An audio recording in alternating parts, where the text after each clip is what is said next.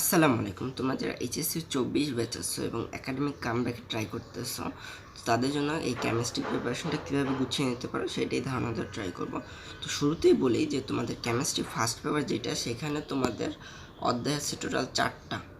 তো এই যে 4টা অধ্যায় আছে, এই 4টা অধ্যায় তোমরা ভালোভাবে যদি গুছিয়ে নিতে যাও, তাহলে এই টপিকগুলোকেই তোমার মূলত ভালোভাবে পড়তে হবে। কারণ তোমাদের যদি দেখো এই যে 4টা কিংবা 5টা অধ্যায়ের একটা বই এত মোটা হয়, তো অনেক জিনিস এক্সট্রা আছে যেগুলো পরীক্ষার জন্য লাগে না, পরবর্তী অ্যাডমিশনের টুকটাক লাগে কিন্তু খুব বেশি লাগে না। তো সেই জন্য তোমাদের পুরো বইটা এখন প্রিপারেশন নেওয়ার কোনো মানেই হয় না।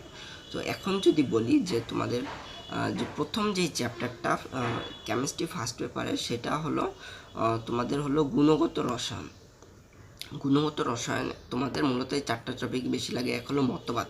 মতবাদের ভিতরে আছে বোরের মতবাদ, রাদারফোর্ডের মতবাদ। তো এই মতবাদগুলোর ভিতর পার্থক্য, কোনটা বেশি ভালো, কোনটার আর কি, যেমন বোরের মডেল থেকে তোমার যে ওই সূত্রগুলো আছে, কৌণিক ভরবেগ এবং বোরের মডেলটা ব্যাখ্যা, সীমাবদ্ধতা, তো এইগুলো তোমাদের এই মতবাদগুলো ভালোভাবে পড়তে হবে। তারপর হলো কোয়ান্টাম সংখ্যা, যে কোয়ান্টাম সংখ্যার যে মানগুলো আছে, প্রধান কোয়ান্টাম সংখ্যা, সহকারী কোয়ান্টাম, তারপর ম্যাগনেটিক কোয়ান্টাম সংখ্যা, স্পিন কোয়ান্টাম সংখ্যা। তো এই যে যে কোয়ান্টাম সংখ্যা, এদের দিয়ে অরবিটাল সংখ্যা, ইলেকট্রন সংখ্যা এবং ওই যে অনেক মতবাদ আছে, আউবাউ নীতি, হুন্ডের নীতি, তারপরে এই যে নীতিগুলো আছে, তো এইগুলোর সাথে রিলেট করে পড়া। কারণ প্রশ্ন এগুলোই আসে যে আউবাউ নীতি ব্যাখ্যা করা যায় কি না, তারপর কোনটি ব্যতিক্রম, ক্রোমিয়াম, কপার, এগুলো ব্যতিক্রমগুলো লাগে।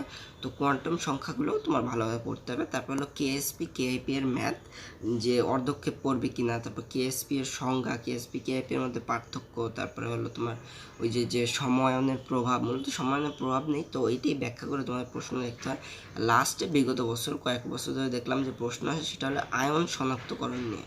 তো তোমরা একটু আয়ন শনাক্তকরণটা দেখতে পারো, অথবা যদি তোমাদের আপাতত প্রিপারেশনটা একটু খারাপ থাকে, তাহলে এই জিনিসটা তোমরা স্কিপ করতে পারো, লাস্টের দিকে একবার দেখে নিতে পারো। তো এই হলো চ্যাপ্টার 2 এর প্রিপারেশন। তোমাদের এই জায়গা থেকে ম্যাক্সিমাম প্রশ্নগুলো আসে। তারপর যদি বলি চ্যাপ্টার 3 এর কথা, চ্যাপ্টার 3তে তোমাদের যেটা থাকে সেটা হলো পর্যায় সারণিক ধর্ম, যে পর্যায় সারণী বাম থেকে ডানে গেলে কী হয়, গ্রুপ 2 এর ধর্ম কী, গ্রুপ 7 এর ধর্ম কী, গ্রুপ 3 এর ধর্ম কী। তো তারপর হলো ইলেকট্রন সংখ্যাগুলো মনে রাখা, তোমাদের অবভিয়াসলি মনে রাখা দরকার, যে নেমোনিক্স দিয়ে, যে গ্রুপ 1 মূল হালিনাকে রবি সেচে ফেলেছে, অথবা 3 2 হলো বেনিমোগ্লাকা শরীর ভর্তিতে রাখো, 17 ফ্লোরিন, ক্লোরিন, ব্রোমিন, আয়োডিন। তো এগুলো পর্যায় সারণী ইলেকট্রনগুলো মনে রাখতে হবে, প্লাস এই ধর্মগুলো মনে রাখতে হবে, যে ডান থেকে বামে গেলে কি হয়, তারপর উপর থেকে নিচে গেলে কি হয়, এইটা। তারপর হলো সংকরায়ন। সংকরায়ন বা হাইব্রিডাইজেশন খুবই ইম্পর্ট্যান্ট, বিশেষ করে হলো ব্যতিক্রমগুলো, যে যে বাইভ্যালেন্ট বন্ধনের কারণে কি হয়, তারপরে হলো তোমার ওই বন্ধন কোনগুলো, এগুলো খুব বেশি ইম্পর্ট্যান্ট।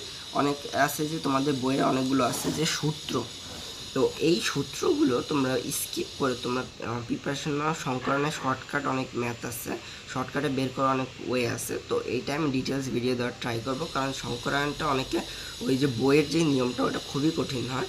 তো যদি ওই শর্টকাট নিয়মটা ফলো করতে পারো, তোমরা খুব সহজেই সংকলনটা বের করে ফেলতে পারবে। তো এটা হলো সংকলনের ব্যাপার। আর 3 নম্বর হলো হাইব্রিডাইজেশন, ভ্যান ডার ওয়েলস বল, এগুলো খুবই ইম্পর্ট্যান্ট তোমাদের প্রিপারেশনের ক্ষেত্রে। হাইড্রোজেন বন্ড থেকে তোমাদের স্পেসিফিক ম্যাথ চলে আসে, ম্যাথ না, আর কি স্পেসিফিক প্রশ্ন চলে আসে। তারপর যদি বলি তোমাদের চ্যাপ্টার 4 এর কথা, চ্যাপ্টার 4 এর ক্ষেত্রে তোমাদের যেটা হয় সেটা হলো লাসাতেলিয়ার নীতি, যে লাসাতেলিয়ার নীতিটা সর্বপ্রথম মনে রাখতে হবে, লাসাতেলিয়ার নীতি কী, তারপর লাসাতেলিয়ার নীতির প্রভাবে কী হয়। তারপর স্পেসিফিক একটা প্রশ্ন তোমাদের সবসময় আসে, সেটা হলো যে তোমাদের আর কি যে ওই উৎপাদন বাড়ানো যাবে কীভাবে, কিংবা তোমার হলো উৎপাদ বৃদ্ধি করা যাবে কীভাবে। তো সেই ক্ষেত্রে তোমার আর কি মেনলি হলো, যখন বিক্রিয়াটা সামনের দিকেই যাবে তখন উৎপাদ বৃদ্ধি পাবে। তো সামনের দিকে যাওয়ার জন্য ওই স্পেসিফিক বিক্রিয়ায় কী কী করা লাগে সেই জিনিসটা তোমাদের জানতে হবে। এবং কেসি-কেপি এর ম্যাথটা খুবই ইম্পর্ট্যান্ট। তারপর হলো তোমার কেসি-কেপি এর ম্যাথ, এবং লাস্টে হলো অ্যাসিড বেসেরও কিছু ম্যাথ আছে, তো এগুলো তোমাদেরকে ওইভাবে খেয়াল রাখতে হবে। তো এই জায়গায় মেনলি তুমি যদি 2 আর 4 নম্বর অধ্যায়টা একটু রিলেট করে পড়ো, তাহলে মূলত হয়। যেমন কেসি-কেপি এর ক্ষেত্রে তোমাদের যে আয়নগুলো আছে, যে উৎপাদের আয়ন, সেটা হবে উপরে এবং বিক্রিয়কের আয়নটা হবে নিচে। এবং তোমার চ্যাপ্টার 2 এর ক্ষেত্রে শুধু লবণের ক্ষেত্রে আর কি উভয়মুখী বিক্রিয়া লবণটা ভেঙে যে দুটো হয় সে দুটো গুণ করলে কেএসপি কেবি বের করা যায়। তো এই দুইটা চ্যাপ্টার তোমরা রিলেট করে পড়তে পারো। তারপর যদি চ্যাপ্টার 5 বলি, চ্যাপ্টার 5-এ মূলত আমার জানা মতে ভিনেগার প্রস্তুতিটা একটু ইম্পর্ট্যান্ট এবং এছাড়াও আরও কয়েকটা টার্ম আছে যেগুলো তোমাদের লেস ইম্পর্ট্যান্ট। তবে যদি তুমি চ্যাপ্টার 5-এ বেটার হয় যে প্রশ্ন ব্যাংকে বিগত বছরে দেখবা যে কয়েকটা প্রশ্ন স্পেসিফিক্যালি বিগত বছরগুলোতে আসছে ঘুরিয়ে ফিরে। তো তোমরা যদি চ্যাপ্টার 5-এর জন্য এইটা প্রিপারেশন নাও তাহলে তোমার জন্য এনাফ। আর যদি বলি প্রশ্নের কথা তোমাদের ক্ষেত্রে, যে তোমাদের চ্যাপ্টার 2 থেকে 2টা, 3 থেকে 2টা এবং 4 থেকে এই টোটাল 3টা চ্যাপ্টার থেকে 6টা প্রশ্ন এবং পঞ্চম অধ্যায় থেকে একটা প্রশ্ন আসবে। তো এই হলো তোমাদের 7টা প্রশ্ন এবং একটা এক্সট্রা প্রশ্ন আসবে, সেটা 4 অধ্যায় থেকে আসতে পারে, 3 অধ্যায় থেকে আসতে পারে এবং 2 অধ্যায় থেকে প্রশ্ন আসতে পারে। তো তোমরা যারা এখন এই মুহূর্তে লাস্ট মোমেন্টে একাডেমিক কামব্যাক করতে যাচ্ছ, তোমাদের এই যে টপিকগুলো আছে এগুলো যদি তুমি পড়ো তাহলে তোমাদের পরীক্ষার জন্য এনাফ। এবং টেস্ট পেপারগুলো সলভ করে ট্রাই করো। বইয়ের লাস্টের যে এমসিকিউগুলো আছে সেগুলো খুবই ইম্পর্ট্যান্ট, খুবই বিশ্বাস করো। অনেক সময় করে কি স্যাররা ওই লাস্টের যে এমসিকিউগুলো আছে সেগুলো তোমাদের প্রশ্নে তুলে দেয়। তো বইয়ের লাস্টে এমসিকিউগুলো পড়বে এবং বোর্ডের এমসিকিউগুলো প্র্যাকটিস করবে, কারণ বোর্ডের এমসিকিউগুলো যদি তুমি সলভ করো তাহলে বুঝতে পারবে যে পরীক্ষায় কী ধরনের এমসিকিউ আসে। তো এইটাই যে তোমরা এখনও তোমাদের অনেক সময় আছে, তোমার 2-2.5 মাস সময় আছে।